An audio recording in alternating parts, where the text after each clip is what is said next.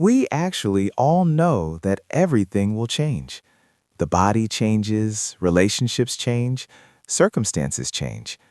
Intellectually, the word impermanence is nothing unfamiliar to us. Yet when change truly happens, the heart still suffers. Even though we know it will change, when it does, we still feel loss, resistance, and even unease. So then, is the problem really impermanence? In the Buddha's teaching, impermanence is not the same as suffering. Impermanence is simply a fact. Just as day turns into night, just as the seasons change, these changes themselves do not necessarily bring pain. If impermanence itself were suffering, then every change would be unbearable. But in reality, we do not suffer from every change. So then, what is it really that causes us to suffer?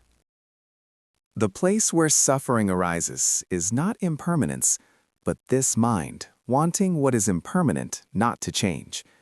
We want happiness to stay. We want relationships to last. We want pleasant states to repeat. Yet everything that changes cannot fulfill such expectations.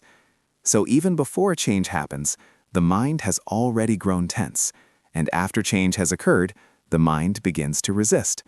This inner pulling and strain, this is where suffering truly arises. In the Dhamma, what is called suffering is not merely emotional pain. It is a more fundamental truth. What is impermanent cannot be relied upon.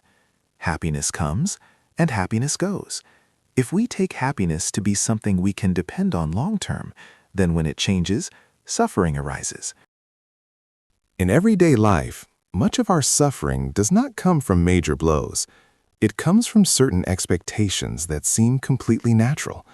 For example, hoping today will go more smoothly, hoping others will not change, hoping this feeling can last.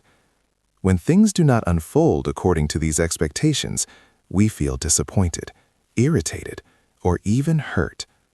In truth, what really hurts us is not the change itself, but that inner sentence, "It shouldn't have turned out this way."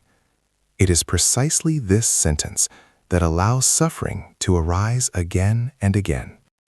The Dhamma is not asking us to deny life, nor to reject all joy.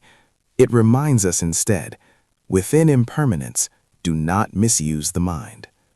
When we begin to see clearly that suffering does not come from impermanence, but from clinging, then suffering can finally begin to loosen.